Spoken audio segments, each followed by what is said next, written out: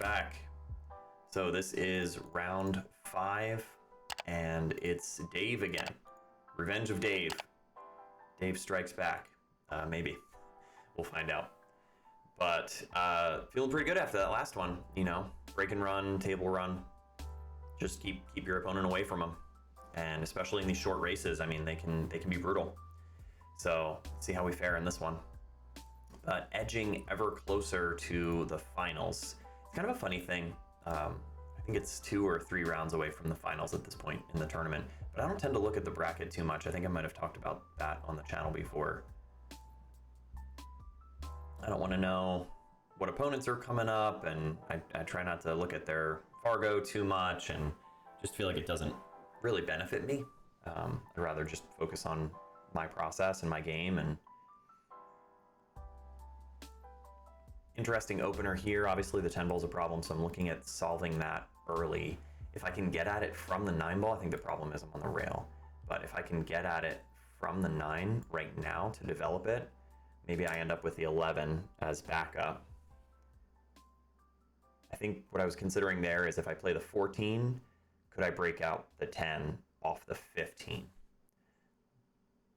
Yeah, I'm going for it. I guess being close to the rail, I just can't really manipulate the cue ball off the 9. This played okay. I think I'm just flat on the 15, though. I probably had to stay on the long rail. The 10 does not bank.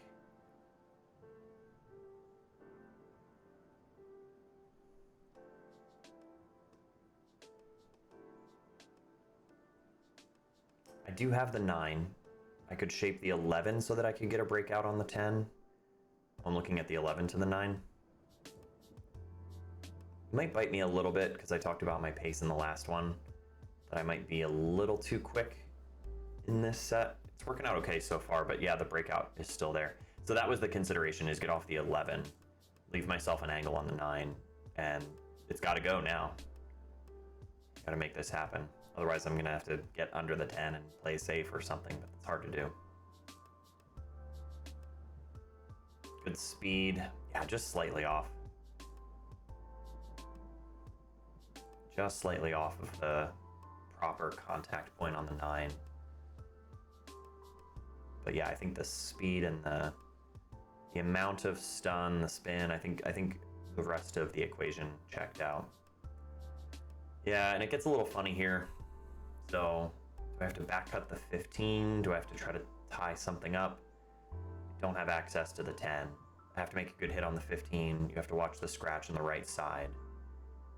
Maybe just bank the 15 back down to the bottom left. Keep it in play. That was probably the attempt, but I cut it wrong. Doesn't really tie anything up. So Dave's got a good look at things. He does have to, obviously the 8 ball's a problem for him. He has to solve the 7 and the 4. If the 4 goes, that makes it much more straightforward to get out from here. The 5 makes it a good opening shot, leads you to the 3. Maybe a little awkward around the 6, but I expect Dave can handle that. He's got the insurance too of if he misses the 5, he's really not selling out. So it might give him a bit of confidence to attack that one. This is getting to be later in the night, and my opponent, Sean in particular, some guys like to drink. I know that Dave was having a couple drinks, and so people are starting to get tired. They're drinking, they're making mistakes, and you know, the human element. See if he can bury this 5 ball.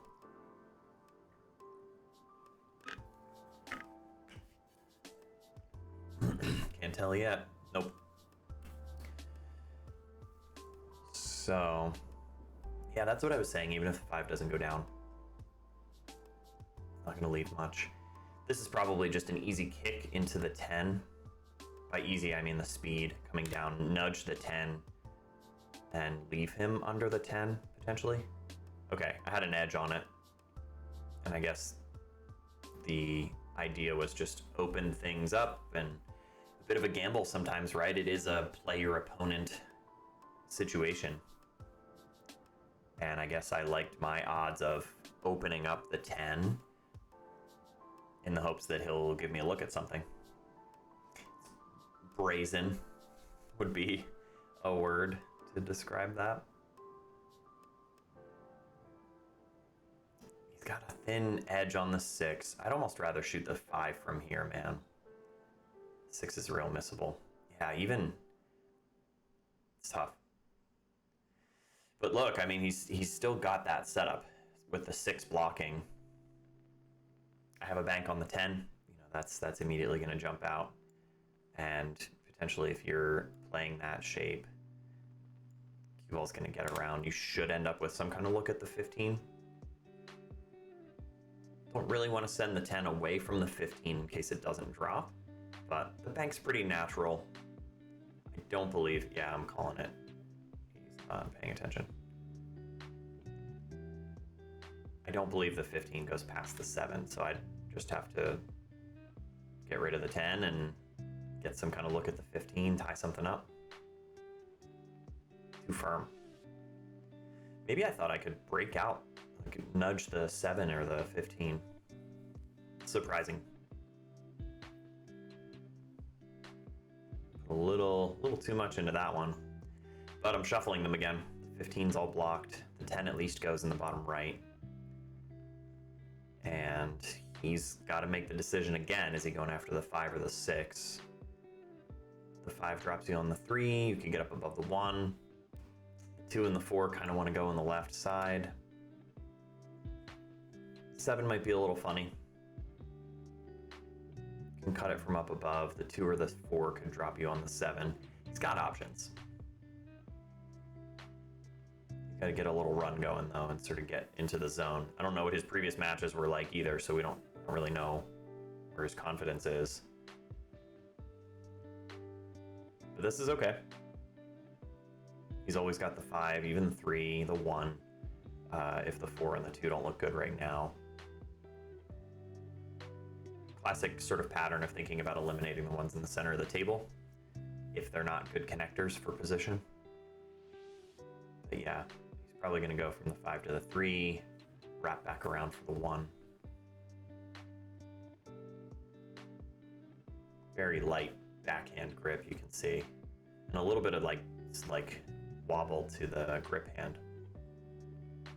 That's one of those things, guys, like if you're not recording yourself playing from different angles, part of why I started the channel in the first place was just to get a look at my mechanics 360. You would just never know that you're doing that on your backswing.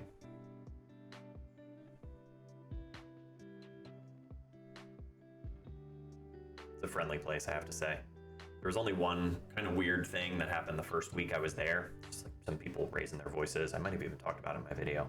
But for the most part, everybody's really friendly and respectful, and it's a good vibe. Am I just gonna cut this 10 ball? Or try? So thin. It developed it. The 15's got a pocket on the bottom left.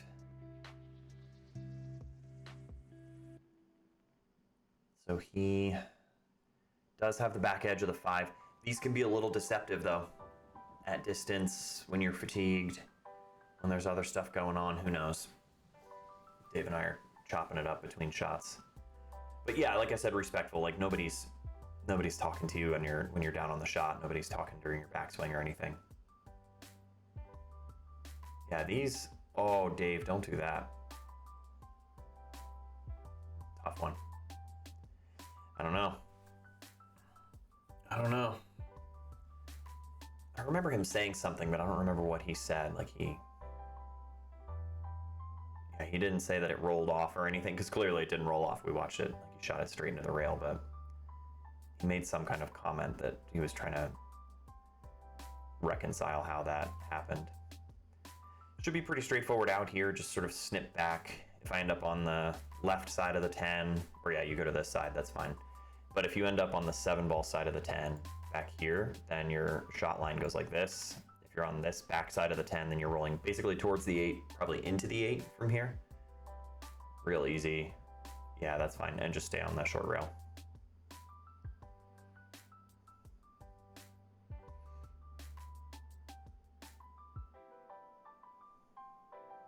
I'm just waiting for the next table over. Put this guy down, and then we're on the hill.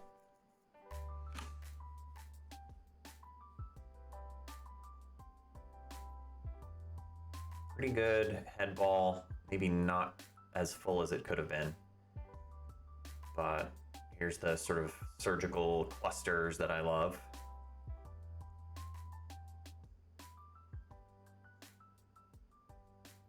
If I take stripes, the 9-ball's a problem. There's not really a great opening shot. You gotta like the solids for the opening shot at the very least. And I think they all go. The 2 goes in the right side. The 1 might go past the 10, hard to tell. I gotta set up my tripod differently. I have to set it up. I talked about it before, not just centered, but I have to get it a little higher on the table. I just tend to be in a rush. I mentioned this too, but I don't want to make my opponent wait around while I'm fiddling with a tripod or something.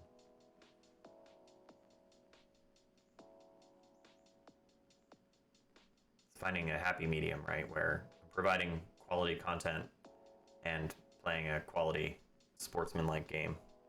I don't mind this as the opener. I wonder if I go from the 3 to the 2.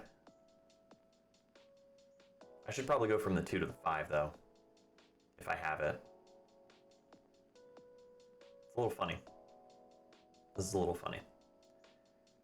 Low right spins you off the 3 back up to the 8. I remember this shot though. There's a decel on this probably. Let's watch my back arm. Yeah, look, man. Let's go right on the 8 ball.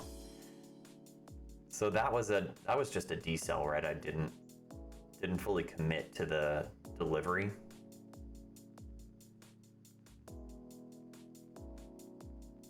I've gotten way better at these though, I have to say, where that sucks, whatever, you got yourself hooked. But it's not completely derailing. I mean, if you go back, I'd be curious to do this actually. I've been thinking about it. Let me know if there's any interest, but I've been thinking about going back to season 1 Masters matches that I had and review my mental game, like how I used to play, how I used to treat myself, basically. Good hit. I mean, that's about all you can do. I don't think the 2 even had a lane to go. But yeah, I'd be curious to go back and look at my attitude and coping skills and how I stayed regulated and what I chose to do under pressure and then playing down, you know, all the kind of classic videos from year 1. I think it'd be kind of interesting to revisit those.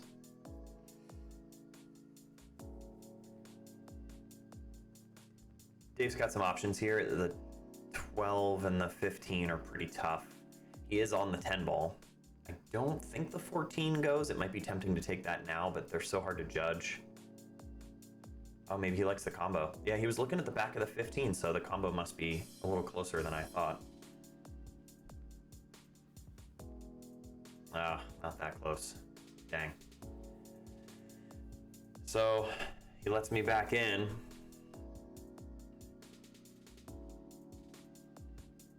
Who's getting out from here? You guys like yourselves to get out from here? I'm getting out. Watch this. Pop in the 1, use the 7 to get back across, drop on the 5 or the 4 probably. The 5 should take me to the 2.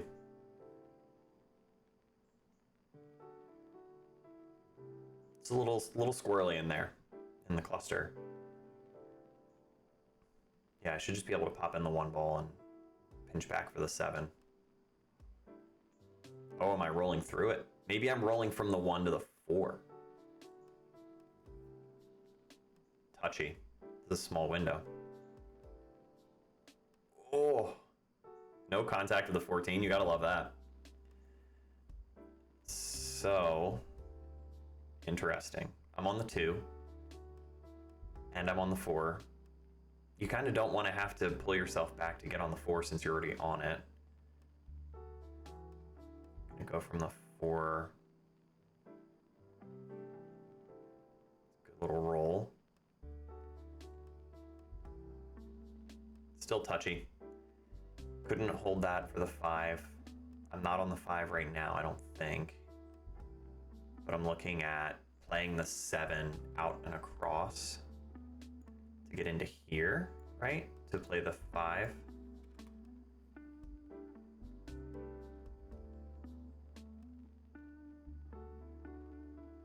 That's a bit much. Thank goodness for the 2-ball. Yeah, and I think I landed on the 2-ball pretty straight. You really don't want to flirt with that lane between the 9 and the 11. There's probably a ball's width on that line to make the 5, but then it also sends you away from the 8. So I think this is the play. Get up into the 14, very controlled draw stroke. Get up above the 11, but below the 14. Oh my goodness, right in there. Your heart rate's gonna jump when you do that. Here's a coping skill. Taking a lap, I'm walking around. Imagine I'm using some skills.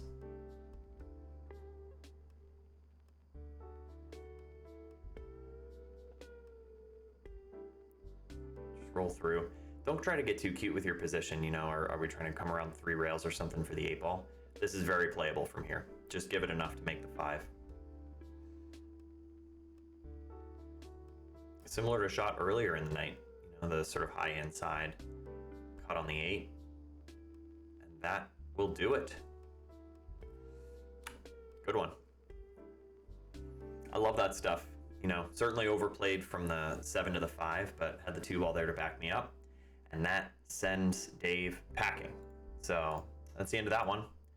I guess I left a bunch on the back end of this video here before my little logo comes up, but thanks for checking this out. Thanks for being here. There is more on the way. Really enjoy doing these tournament videos, and there's lots of other content out there, as I've mentioned. So appreciate you guys being here and checking this out, and keep your eyes on the channel for more. See you in the next one.